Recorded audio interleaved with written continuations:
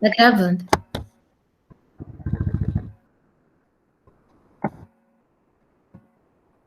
Perfeito. Boa noite, gente. Peço desculpas que não consegui dar a última aula, tive algumas questões. Mas vou dar uma aula agora de inorgânica, né? pH e equilíbrio. E aí eu vou gravar uma aula de físico-química, que vai incluir um pouquinho de cinética, um pouquinho de termodinâmica, e aí eu vou disponibilizar. Hoje ainda não, mas amanhã, espero, para os coordenadores para disponibilizarem para vocês, tá? Então, fala um pouquinho sobre pH, fala um pouquinho sobre equilíbrio, fala um pouquinho sobre o que envolve esses conceitos.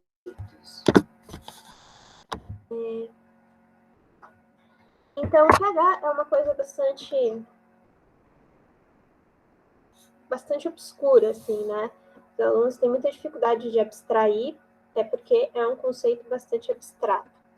Então, eu gosto de partir do nome, né? pH, por quê?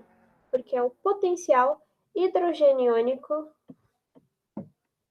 O potencial hidrogeniônico. Hidrogênio vem do átomo mesmo, né? E iônico, você lembra de íon. Então, é quanto do íon hidrogênio que eu tenho naquela minha substância, naquela minha solução. O valor de pH, ele é inversamente proporcional à concentração dos íons H+ em uma solução. O que isso significa? Isso significa que conforme o valor de pH vai aumentando, a concentração dos íons H+ naquela minha solução vai diminuindo. Então, elas são inversamente proporcionais. Quanto um aumenta, o outro diminui. Ok? Faz sentido eu pensar em pH todas as vezes que eu estou falando de soluções, né? Soluções tipicamente são líquidas, elas podem ser sólidas também, mas isso é assunto para outro momento. E toda vez que eu estou falando de algo que eu quero, que eu preciso de um parâmetro para medir a acidez daquela substância, que tipicamente é uma solução. Né? Então, para que eu vou usar o pH? Para medir essa acidez. Então, se eu quiser saber concentração de algum íon que não seja o H+, ou se eu quiser saber algum outro parâmetro, quero saber a cor, quero saber o cheiro, eu não vou medir pH para isso. Vou medir pH para saber a acidez daquela substância. E a acidez não está relacionada, a gente já falou isso na aula que a gente falou sobre compostos inorgânicos, que a gente falou de ácidos, bases, sais e óxidos. A acidez não está relacionada à corrosibilidade, né? Então, a capacidade daquela solução de corroer uma outra substância. Não. A acidez está relacionada, então, à concentração dos íons H+. É por isso que Arrhenius, quando ele propôs a sua teoria para ácidos, ele utilizou como parâmetro a presença do H+, porque o H+, ele está muito relacionado à acidez, tá? Então, como é que eu vou fazer essa medição, né? Eu já sei, então, o que é pH. pH é o potencial hidrogeniônico, é uma escala que vai me dizer quanto de H+ eu tenho naquela substância, naquela solução, e a partir disso eu vou ter um parâmetro da acidez daquela substância. Como que eu vou medir? Eu posso medir por um pHmetro, é assim que escreve mesmo, P minúsculo, H maiúsculo e metro, mas a gente lê pHmetro, que é um aparelho que tem eu tenho aqui um pincel, mas é ilustrativo, tá? Ele tem o pincel tá aqui. Ele tem uma região que parece o cabo do pincel, e aqui nessa pontinha ele tem um bulbo de vidro, e a partir de troca de íons, esse bulbo de vidro vai gerar uma corrente elétrica, e essa corrente elétrica vai ser detectada por um aparelho, E esse aparelho vai transformar a corrente elétrica que foi gerada por esse bulbo de vidro numa substância que parece um cabo de pincel, né, que a gente vai chamar de eletrodo, num valor de pH, num número. Né? E aí eu vou saber qual é o pH só de mergulhar esse bulbo de vidro, né, esse eletrodo com um bulbo de vidro na minha solução. Então, só de eu mergulhar ele como se eu tivesse, sei lá, a substância está aqui dentro da minha garrafinha. Só de eu mergulhar o negócio aqui e ligar o aparelho na tomada, obviamente, se ele estiver calibrado, eu já tenho o valor, o número do pH. Esse método é mais preciso, né? Então, eu vou ter o valor de pH aí numa escala de 2 ou 3 casas após a vírgula. É uma coisa bem precisa mesmo. Mas ele é um método muito mais caro, né? Então, esse aparelho é caro, manter o aparelho é caro também. Né? Ele precisa ser limpo, ele precisa ser calibrado constantemente. E muitas vezes você não precisa de um pH tão preciso, né? Quando você não precisa de algo tão preciso ou você não tem um pHmetro, você pode usar um indicador. Tá? O indicador ele é uma substância que eu coloco na minha solução e aí ela vai ser um pouco mais invasiva do que o pHmetro porque ela vai mudar a cor da minha solução. Tá? E a partir da mudança ou não de cor, eu vou saber qual é o pH de maneira aproximada. Tá? Não vou ter a minha precisão de 2 casas após a vírgula, mas eu vou ter um valor aproximado, tá? Eu falei que o pHmetro é mais preciso, apesar de ser mais caro, e ele também não é invasivo, tá? Então, se eu quiser saber a concentração, o pH dessa água aqui, e eu colocar o pHmetro aqui, depois tirar, a minha água vai continuar do mesmo jeitinho, eu vou poder utilizá-la para qualquer outra coisa, inclusive para tomar se o meu bulbo de vidro estiver limpo. Agora, se eu colocar uma substância para mudar a cor, me indicar o pH através da cor, aí essa minha água não vai ser mais a mesma, eu vou precisar descartá-la depois, tá? Mas ele é um método muito mais barato e muito mais comum, né? É muito provável que se alguém aqui já fez medição de pH, utilizou algum indicador. Então, o indicador vai ser alguma substância que vai indicar qual é o meu pH. Aí, vocês devem estar vendo, cadê? Meu pointer está aqui. Uma figura que tem algumas cores, né?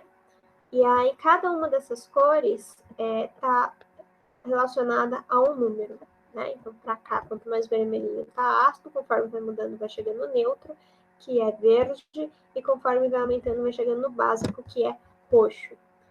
E esses são os valores, os parâmetros do indicador universal. Então, ela é um indicador que ele dá mais ou menos o valor de pH para qualquer faixa, assim, né? Entre o 0 e o 14, né? Que eu vou falar daqui a pouco, né? Que a escala vai de 0 a 14. E aí são essas cores. Ele é o mais comum de se ver em escola, né? Porque, enfim, ele é bem amplo, ele dá um parâmetro legal, vai do ácido ao básico. Mas não é o mais comum quando vai ser utilizado em pesquisa, né? Se você for utilizar um indicador em pesquisa científica ou em algum tipo de titulação um pouco mais precisa, normalmente você escolhe um indicador que vai mudar de cor em um valor específico. Então, a fenolftalina, ela vai mudar de cor em 8.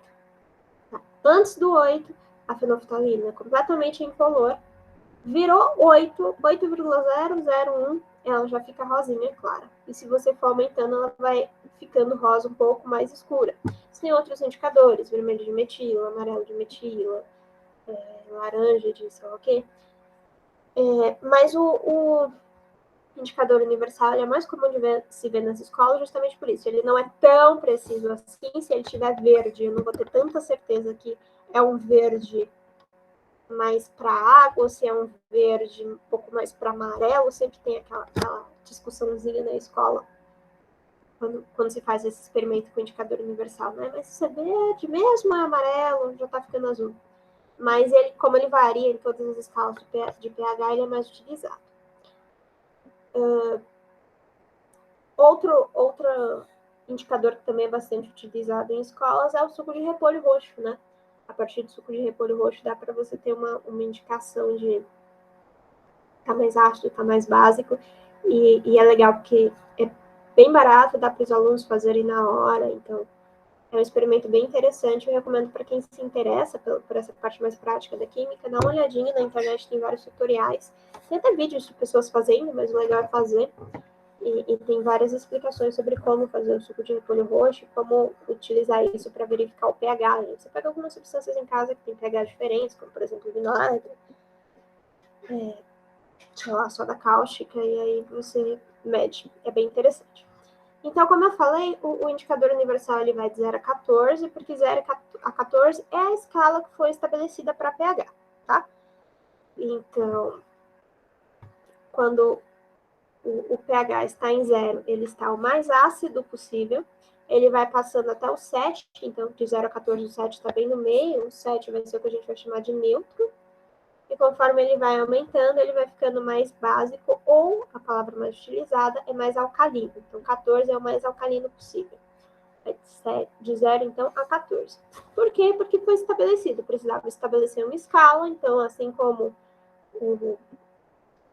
os graus Celsius definiram, então, que o 0 ia ser a temperatura em que o gelo derrete e o 100 a temperatura em que a água ferve, né?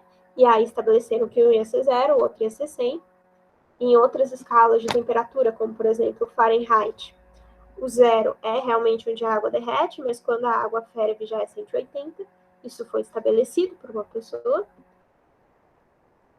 A escala de pH foi estabelecida para ser 0, o mais ácido possível, e 14, o mais básico possível. Então, de vez em quando, principalmente agora na pandemia, né, a gente viu bastante coisas falando sobre pH 22, pH 44. Eu, pelo menos, recebi bastante. E aí você explica para a pessoa que só de cara você já sabe que isso é uma informação incorreta, porque a escala do pH ela varia de 0 a 14, não tem como ela passar disso, porque foi assim que foi estabelecido.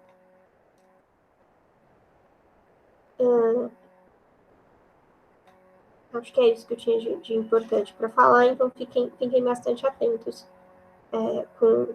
com essa questão de desinformação, tal, principalmente quando a escala está muito fora disso. Uma outra questão de desinformação também, que é importante falar, o pH do sangue está em torno de 8.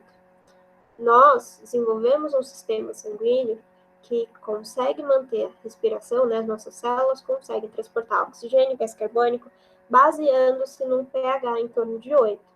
Então, de vez em quando existem umas informações que você tem que tomar substâncias mais básicas ou mais ácidas para aumentar o pH do sangue ou diminuir o pH do sangue. Se você aumentar ou diminuir o pH do sangue desse em torno de 8, acho que 8,14, se não me engano, você vai atrapalhar o seu processo de transporte de gases, né, de oxigênio e de gás carbônico. Você pode saturar de gás carbônico ou de oxigênio, dependendo de para onde você desloque. Enfim, se a gente tiver tempinho antes do Enem, a gente vai dar uma aula mais de bioquímica mesmo, metabólica, e dá para explorar um pouco mais esses equilíbrios. Mas o ponto é que você não quer aumentar nem diminuir o pH do seu sangue. E, tipicamente, ingerir alguma substância não vai alterar o pH do seu sangue, né? Talvez você esteja pagando mais caro por uma água que seja mais ácida ou mais alcalina, né? Ou você esteja tomando mais, ou comendo mais alguma substância que seja dita mais ácida ou mais alcalina, não vai fazer muita diferença. Isso vai afetar muito mais o seu estômago do que o seu sangue. O sistema sanguíneo labuta bastante para manter o pH equilibrado. Um outro conceito, então, a gente está falando de pH, que é o potencial hidrogeniônico, costuma ser bem tranquilo em vestibulares as questões relacionadas ao pH. O que algum tempo atrás começou a cair, algumas pessoas começaram a se confundir, é que eles começaram a cobrar o conceito de pOH. O que é pOH? Então, é o oposto do pH. Né? Então, se o pH é o potencial hidrogeniônico, então a concentração de íons H+, dentro de uma substância, o pOH vai ser a concentração de íons OH- dentro daquela substância. Então, se conforme a concentração de H+ aumenta, o pH diminui, o pOH vai ser o contrário. Conforme a concentração de OH- aumenta, o pH também aumenta. O pOH, então, vai ser a escala inversa. Então, nós falamos que a escala vai de 0 a 14. Então, se eu tenho uma substância com pH 2, a diferença para 14, então, é 12. Portanto, o pH vai ser 2, o pOH vai ser 12. A soma de um mais o outro vai dar sempre 14. Tá? Então, é uma questão bem tranquila, só uma questão de lógica mesmo, e que alguns alunos às vezes se assustam porque não conhecem a nomenclatura. Parece um pOH, acha que foi erro de digitação, ou não entende o que está acontecendo. É basicamente a mesma... Continua sendo a mesma escala, é o mesmo princípio, só muda o íon que está sendo analisado ali para determinar a acidez, e aí você faz uma diferença. Se você tem o pOH, se você sabe que o pOH é 6, por exemplo, você calcula o pH e você chega em 8, tranquilamente. Como é que se calcula, então? Qual é a matemática envolvida no pH? É bem simples. O pH, então... Opa, eu perdi o meu pointer. Achei. O pH, então, vai ser igual a menos, então tem um negativo aqui, o logarítmico, com base 10, o log, da concentração de H+. Tipicamente, os exercícios vão dar a concentração de H+ para você já. Então, o enunciado vai falar, eu tenho o HCl numa concentração de 0,01 mol por litro, isso é importante. A concentração aqui, todas as vezes que eu falar de concentração, vai ser em concentração molar, vai ser em concentração por mol por litro, porque a gente já conversou antes sobre mol por litro, ela quimicamente faz mais sentido e ela é mais intuitiva para nós químicos, né? Então, algumas outras especialidades preferem falar em grama por litro, preferem ppb, ppm, pp, mas para nós químicos é mais intuitivo falar em quantidade de mols que estão em um litro de solução, tá? Então, todas as vezes em pH, em equilíbrio, que a gente estiver falando de concentração, e a gente representar a concentração assim, né? Entre colchetes, a substância dentro, né? E entre colchetes a gente está falando de mol por litro. Então, voltando. Tipicamente, os exercícios vão dar uma contextualizada, vão dar uma enroladinha para o enunciado ficar um pouco maior, e aí a parte que interessa quimicamente vai ser, eu tenho uma substância, que no caso eu peguei o HCl como exemplo, numa concentração de 0,01 mol por litro, calcule o pH. Como que você vai fazer isso? Então, é só aplicar direto na fórmula. O pH é igual a negativo, nunca esqueça desse negativo aqui, porque senão você vai chegar num valor negativo de pH e aí vai ficar estranho. Então, menos o log da concentração. E aí, aqui, a parte química acabou. O que vem agora é a parte matemática. Tem aluno que se desespera com log, né? E aí eu vou deixar a bucha para o professor de matemática resolver. Log não é motivo para se desesperar. Aqui, nesse caso, ainda está muito mais intuitivo de resolver, né? Imediatamente eu olho para isso e eu chego no valor 2. Por quê? Você pode transformar esse 0,01 aqui em uma notação científica. Então, você pode transformar isso aqui em 10 elevado a menos 2, né? E aí você pode usar várias regras para resolver, né? O jeito que for mais intuitivo para você. Eu gosto de resolver pela regra do tom, porque me lembra qual a função do logaritmo. Então, eu pego menos 2, caio e resolvo o log de 10. O log de 10, o log, ele já está na base 10, então o log de 10 vai ser 1. O menos 2 caiu, então vai ser menos 2 vezes 1, vai continuar menos 2. Lembrando, tem um menos que é da própria fórmula, então vai ficar menos 2. Em matemática, negativo com negativo dá positivo. Em química, negativo com negativo dá repulsão. Em matemática, negativo com negativo dá positivo. Então, o pH de uma solução de HCl vai ser 0,01 mol por litro, vai ser 2. Então, é só resolver esse log aqui, tá? Não é difícil, nem um pouco. Não precisa se desesperar. A escala logarítmica ajuda bastante, porque você entende que está aumentando de maneira exponencial a concentração de H+ dentro da minha solução, né? Assim como um terremoto, a escala Richter, de terremoto, eu não sei se vocês estão muito acostumados, faz tempo que a gente não tem um terremoto, né? Mas os terremotos são medidos por uma escala chamada escala Richter, e ela é uma escala logarítmica. Então, um terremoto você pensa, um terremoto 6 ou um terremoto 7 na escala Richter não faz muita diferença? Faz. O terremoto 7 é 10 vezes mais intenso que um terremoto 6. O terremoto 8 é 10 vezes mais intenso que o terremoto 7. Por quê? Porque é uma escala logarítmica. É a mesma coisa a escala do pH. Então, não tem muita diferença entre a concentração de H+, entre o pH, sei lá, 6 e 7. Tem bastante diferença. Aumenta em 10 vezes a concentração de íons H+, entre o pH 6 e o pH 7. Tá? Isso é bastante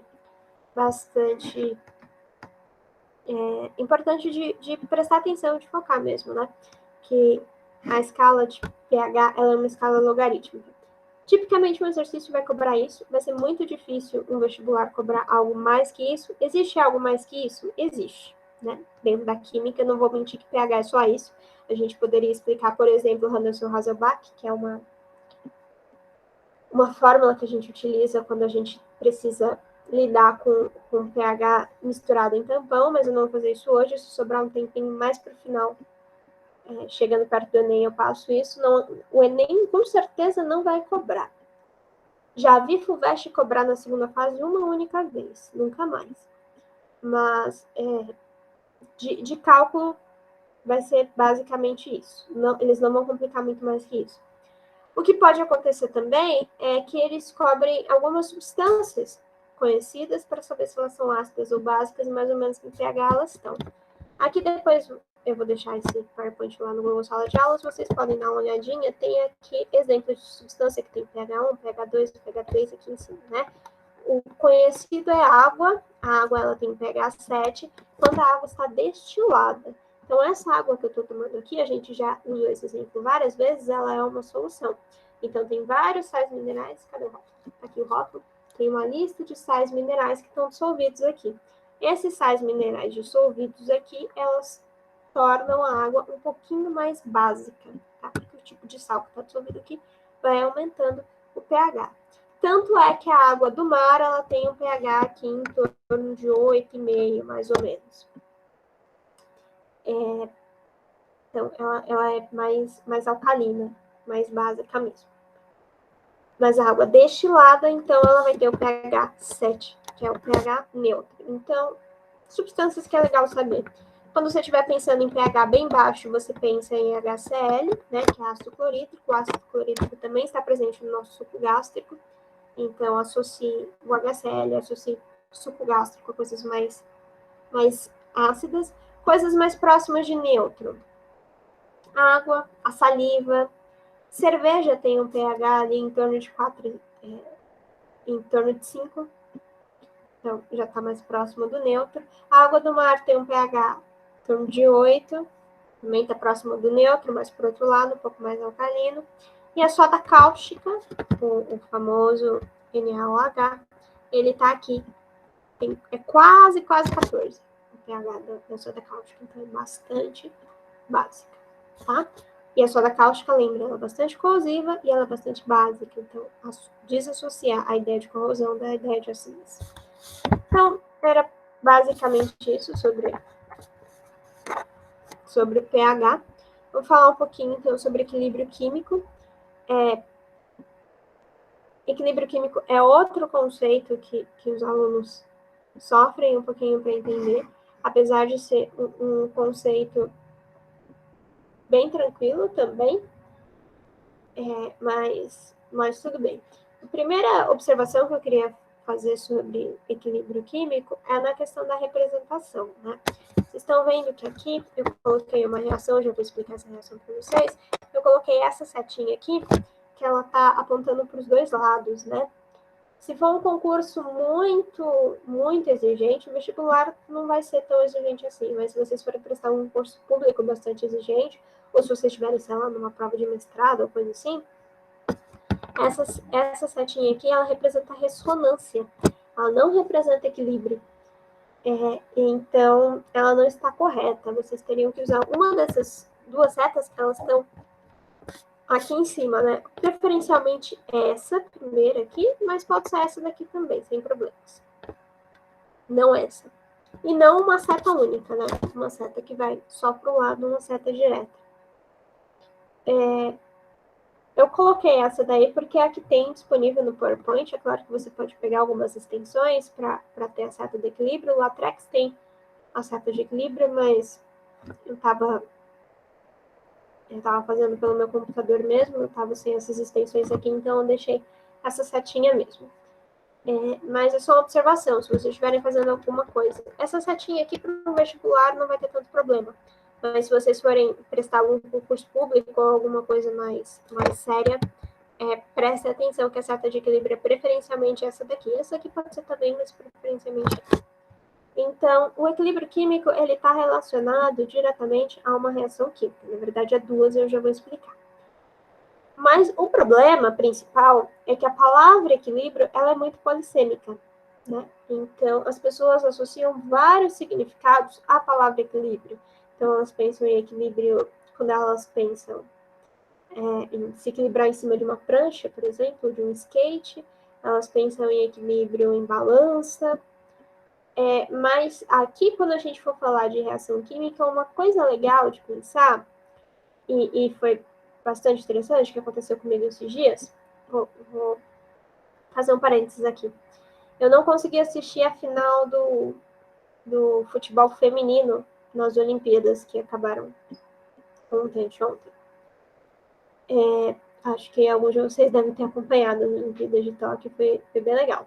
Mas eu não consegui assistir a final do futebol feminino, não estava passando muito bem. E aí eu perguntei para uma colega minha, né? Como é que foi o jogo? E ela falou, foi um jogo bastante equilibrado. Foi para prorrogação e tudo. Foi para os pênaltis. 5 pênaltis não foi suficiente para definir a campeã. Foi bastante equilibrado. Eu falei, opa, esse vai ser um ótimo exemplo para eu explicar equilíbrio químico. Quando a gente diz que um jogo foi bastante equilibrado, a gente não diz que o jogo foi parado, né? Que as atletas de um time estavam num campo, as atletas do time estavam em outro campo e a bola ficou parada. Não, significa que foi um jogo bastante jogado, que os dois times tiveram várias chances de gol, ou que foi um jogo muito ruim para os dois lados. Nenhum dos dois times teve chance de gol. Os dois estavam jogando muito mal, ou os dois estavam jogando muito bem. Isso que a gente diz que é um jogo equilibrado. Vocês podem abstrair esse meu exemplo para qualquer esporte coletivo que vocês gostem, sei lá, vôlei, basquete. Então, quando a gente diz que o jogo foi equilibrado, a gente não está falando necessariamente dos outros conceitos de equilíbrio. A gente está querendo falar de que tinha alguma coisa acontecendo, né? Que tinha alguma coisa acontecendo dos dois lados, não estava puxando para um lado só. E isso é bastante importante porque o equilíbrio químico, ele é como todo equilíbrio racional, ele é um equilíbrio dinâmico, tá? Então, quando a gente fala em equilíbrio, você não pode pensar que a reação química, ela simplesmente parou. Puf! As moléculas simplesmente pararam de se mexer. Não. É um equilíbrio porque está acontecendo duas reações químicas na mesma intensidade, na mesma velocidade. E a definição de equilíbrio é justamente essa. A definição de equilíbrio é quando a velocidade da reação direta, que aqui está laranjinha, é idêntica, é igual à velocidade da reação inversa. Então, aqui está uma equação, que é a equação clássica genérica de exemplo. Tá? A letra minúscula, que é o Azinho, Bzinho, Czinho e Dzinho, elas representam, então, o coeficiente estequiométrico. A gente já falou sobre reação química, a gente já falou sobre balanceamento de reação pelo método das tentativas, né? Então, é aquele coeficiente. O Azão, Bzão, Czão, Dzão, as letras maiúsculas, portanto, elas estão representando substâncias. Essa é uma reação genérica, em que eu tenho duas substâncias como reagente, dando duas substâncias como produto. Mas e se eu tiver apenas um produto ou um reagente? O princípio vai ser o mesmo, é só você adaptar na fórmula para as substâncias que você tiver, tá bom? Então, pegando esses valores genéricos, né, Azinho, Azão, mais Bzinho, Bzão, que vão entrar em equilíbrio com Czinho, Czão, mais Bzinho, Bzão, a gente vai, matematicamente, colocar da seguinte forma. A velocidade da reação direta, qual é a velocidade da reação direta? Essa que está indo para a direita. Essa que está formando esses produtos aqui. Essa que está saindo de A e B, formando C e D. Então, a velocidade da reação direta ela vai ser igual a uma constante dessa reação direta, vezes a concentração da substância A elevado ao seu coeficiente estequiométrico, se for 1, coeficiente estequiométrico elevado a 1, que não vai fazer diferença. Se for 2, o coeficiente estequiométrico elevado a 2, e assim por diante. Então, a velocidade da reação direta é igual a uma constantezinha dessa reação direta, vezes a concentração, lembrando, em colchetes aqui eu estou falando de concentração molar, concentração em mol por litro, a concentração dessa substância elevada ao seu coeficiente estequiométrico, vezes a concentração da outra substância que está envolvida como reagente, elevada ao seu coeficiente estequiométrico. Se eu tivesse mais substâncias, se eu tivesse 3 substâncias nessa reação química como reagentes, eu colocaria vezes a terceira substância aqui elevada ao seu coeficiente estequiométrico, quantas tiver aqui infinitamente, tá? Isso, então, vai ser a equação da velocidade da reação direta. Eu tenho também a reação inversa. Qual é a reação inversa? É a outra que está acontecendo aqui. Ao mesmo tempo que eu tenho A e B se transformando em C em D, eu tenho C e D se degradando e voltando a ser A e B. A velocidade da reação inversa, então, vai ser a velocidade da reação é igual a uma constante dessa reação inversa, vezes a concentração do produto C elevado ao seu coeficiente, vezes a concentração do produto D elevado ao seu coeficiente.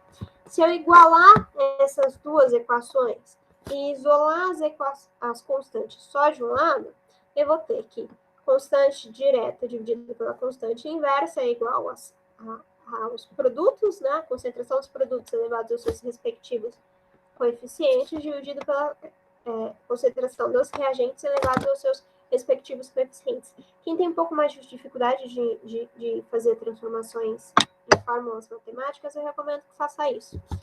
Pega essa equação, iguala a essa equação, vai mudando as coisas de lugar até chegar nessa equação aqui. Facilita bastante, vai por mim. Bom, princípio básico da matemática, né? Se você tem uma constante dividido por outra constante, o resultado vai ser necessariamente uma constante. Então, se eu pegar o valor da constante da reação direta e dividir pelo valor da constante da reação inversa, vai me dar uma outra terceira constante. E essa terceira constante, então, eu vou chamar de K, apenas Kc.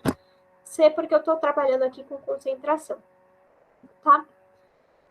Então, a minha constante, então, de equilíbrio vai ser o valor das concentrações dos produtos elevados aos seus coeficientes estequiométricos dividido pela concentração dos reagentes elevados aos seus coeficientes estequiométricos. É importante ressaltar que, para isso, a equação química deve estar balanceada, tá? Corretamente balanceada. Porque, enfim, os coeficientes eles são relevantes no cálculo da minha constante de equilíbrio, tá? Eu estou falando, então, de uma constante baseada na concentração. Ela é a única que existe? Não. Existe também a constante baseada na pressão, né? Vai ser o mesmo princípio. A constante, então, de equilíbrio baseada na pressão, a diferença é que, em vez de ter concentrações, eu vou ter a pressão parcial dos produtos, das substâncias envolvidas na minha reação química. Então, a pressão parcial dos produtos elevados aos seus respectivos coeficientes, dividido pela pressão parcial dos reagentes elevados aos seus respectivos coeficientes. Vai aparecer a constante baseada em pressão? Muito difícil. Eu nunca vi. É bastante difícil mesmo. Por que se cobra, então, a constante baseada na pressão? Por que eu estou explicando? Porque, às vezes, alguns vestibulares um pouco mais... No Enem eu acho difícil de aparecer, mas em alguns outros vestibulares das estaduais é possível que eles cobrem a relação entre a constante baseada na pressão e a constante baseada na concentração.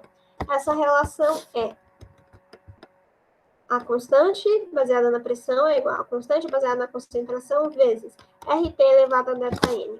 O que é R? R é a constante dos gases, né? A gente ainda não teve. Aliás, é a aula que eu vou gravar. É a aula que eu vou gravar, eu vou falar de lei de Clapeyron. Mas saiba que existe uma constante que ela está relacionada aos gases. E ela vale 0,082 se eu estiver utilizando todos os parâmetros como chama? No sistema internacional. Então, todas as minhas substâncias elas estão calculadas em unidades de medidas do sistema internacional, então ela vai valer 0,082. Então, eu tenho, sei lá, temperatura em Kelvin, eu tenho pressão em atmosfera, tal. Algumas vezes a gente vai fugir, quando eu falo que vocês forem fazer alguma faculdade que envolva química, algumas vezes vão fugir da constante de 0,082, porque nem sempre a gente vai trabalhar em unidades de medida conhecidas, né? A gente às vezes trabalha em outras. Mas a fim de vestibular vai ser muito difícil alguma constante que não seja essa. A temperatura, então, aqui vai ser dada em Kelvin. E ΔN vai ser a variação do número de mols entre os reagentes e os produtos. Uma questão importante, que eu esqueci de destacar, mas que ela é extremamente importante, é que essa constante aqui da pressão, ela só é válida, ela só existe se todas as substâncias envolvidas na reação química forem gasosas. Então, tanto os produtos quanto os reagentes, tudo isso deve estar gasoso, porque senão eu não consigo calcular a pressão parcial com a precisão que eu preciso. Ficou complicado, mas com a precisão necessária, do jeito necessário para poder aplicar nessa fórmula aqui. Vale ressaltar que sólidos, compostos sólidos e solvente de reação não entram na equação de equilíbrio, seja ela o Kc, né, baseado na concentração, ou o Kp, baseado na pressão. Isso é uma colocação geral, tá? Solventes não participam da reação, se eles participarem, eles são reagentes e eles vão estar aqui.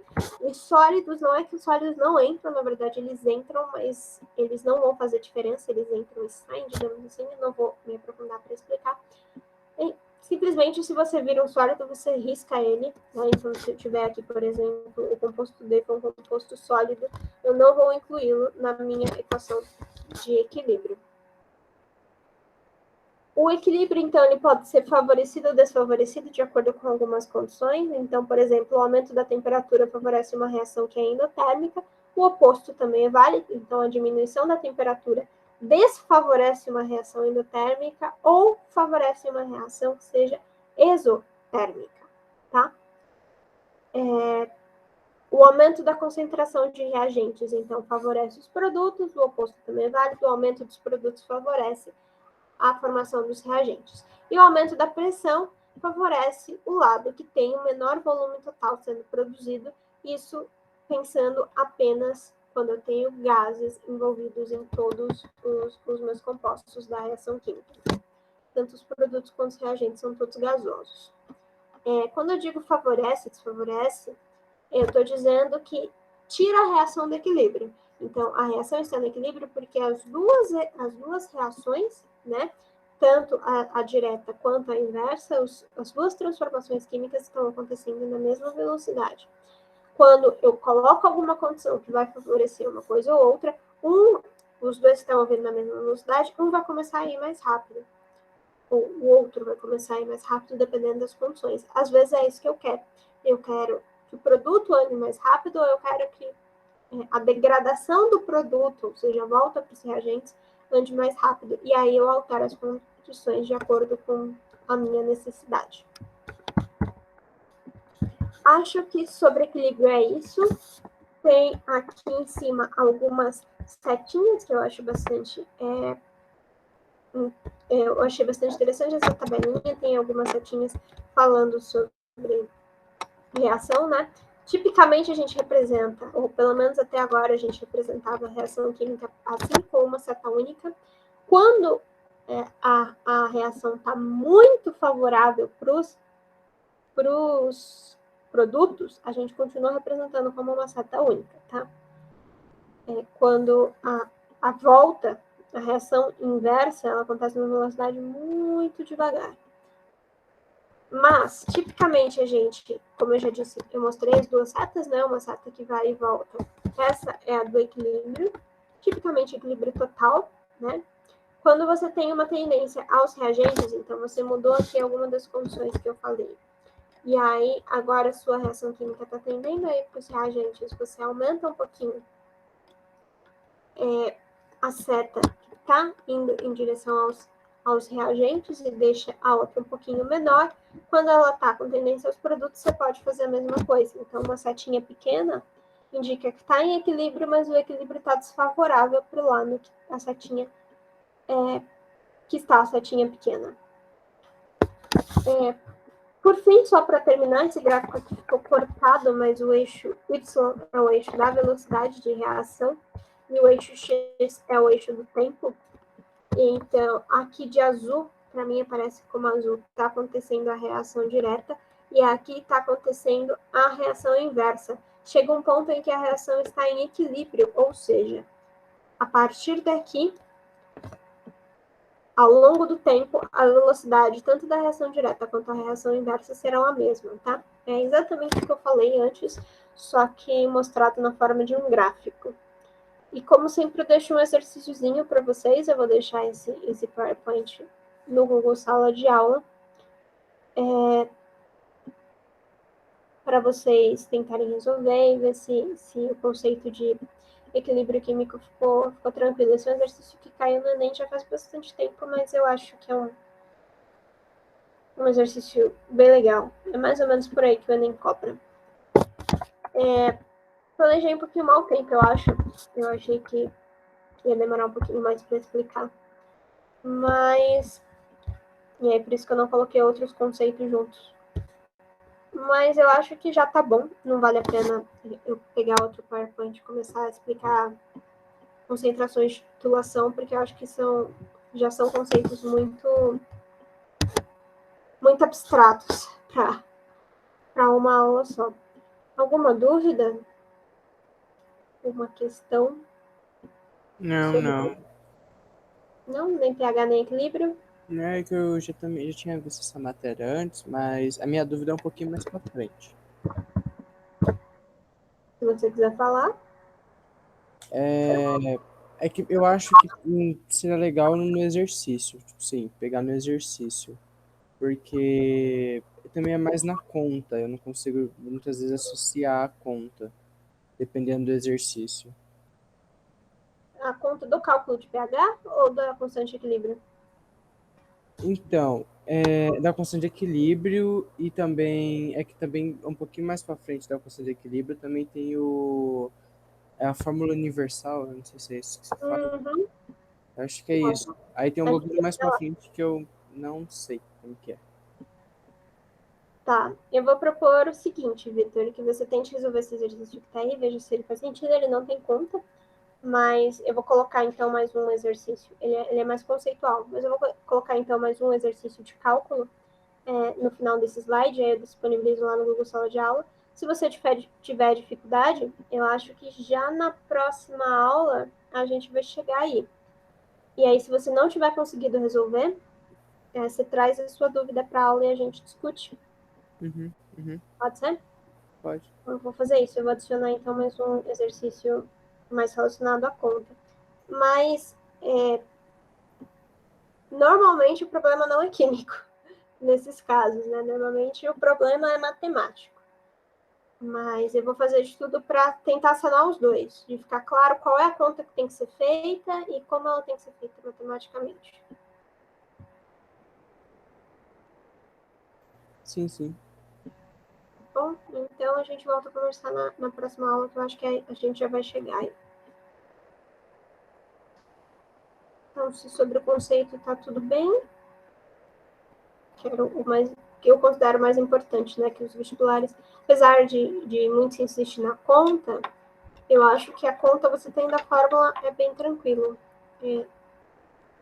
Eu vejo que os alunos pecam mais nas questões que envolvem o conceito de maneira geral, para ser aplicado. Por isso que eu foco bastante nos conceitos na aula de química. Mas a gente vai trabalhar os dois. Eu também, de vez em quando, a interpretação também do exercício, também associar as fórmulas, tentar, porque muitas vezes não tem a forma certinha, você tem que montar ela. Aí isso que também pega para mim, montar ela. Conceito mesmo. Você viu a aula sobre compostos inorgânicos? Então, Óxidos, bases, sais? essa é a minha primeira aula. Eu entrei no curso esse semestre, por assim dizer.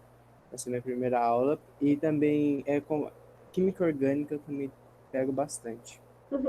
A gente ainda não começou a trabalhar os conceitos de química orgânica. Eu acho que são daqui a 2 ou 3 aulas que a gente vai passar a química orgânica. E aí vai encerrar os conceitos, as aulas que são extremamente necessárias para o vestibular. E se sobrar um tempinho, falar sobre bioquímica e radioatividade mais aprofundadamente. Mas você volta, tem uma aula sobre compostos inorgânicos, que eu falo sobre ácidos, bases, sais, óxidos e peróxidos, que eu explico como é que forma a fórmula de compostos iônicos, né? Principalmente são compostos iônicos que são cobrados. Acho que te ajuda. Essa aula fica onde? No YouTube ou com Drive? Ou no Classroom? Fica no Classroom e no YouTube. Aí a Débora, a Gemina e o Diego é que cuidam da postagem no YouTube. E aí, quando tiver no YouTube, eu coloco o link lá no Classroom. Nesse caso, o Classroom, qual que é esse Classroom? Porque eu também estou na monitoria de química, aí eu tentei entrar Esse pelo mesmo. Classroom. É isso? Esse mesmo. Tem uma aba lá, uma tarefa, uma atividade, não sei como chama, mas tem um tópicozinho lá que chama aulas Sara, eu acho.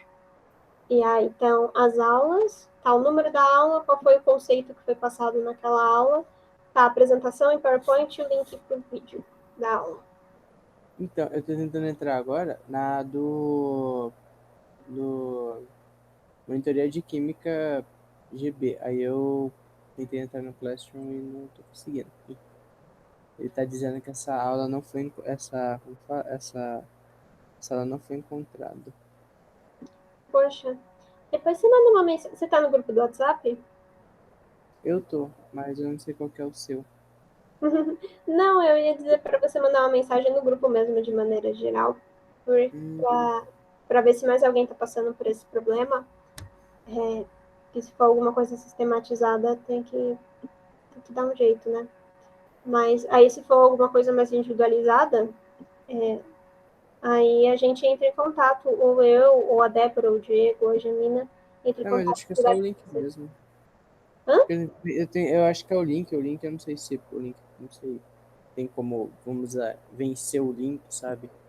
Porque eu tentei entrar pro outro navegador com outra conta e também não foi. Eu nunca tive problema com vencimento de link, mas faz isso, manda uma mensagem no grupo do WhatsApp. E se mais ninguém estiver passando por esse problema, a gente te chama no privado para resolver. Tá. Tá bom? Acho que era isso, então. A Gemina, né? Isso. Acho que já pode encerrar. Já foi uma aula bastante extensa.